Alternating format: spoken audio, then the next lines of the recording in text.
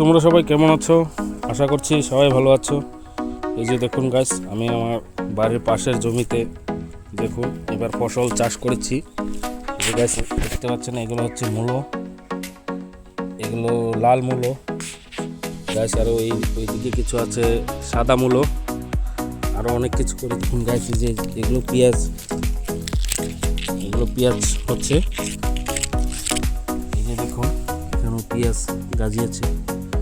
তারপরে গাছ এদিকে আছে কিছু ধনে পাতা, আর এদিকে কিছু বেগুন আছে এবং লঙ্কা গেড়েছি, টমেটো গেড়েছি। গাছ ফসলগুলো হলে আপনাদেরকে আরেকবার দেখাবো। আর এতটুকু জমিতে আছে আলু। সো গাইস, আপনারা কেমন আছেন জানাবেন, এবং ফসলগুলি হলে আপনাদেরকে আবার দেখাবো। সবাই ভালো থাকবেন, ধন্যবাদ সবাইকে।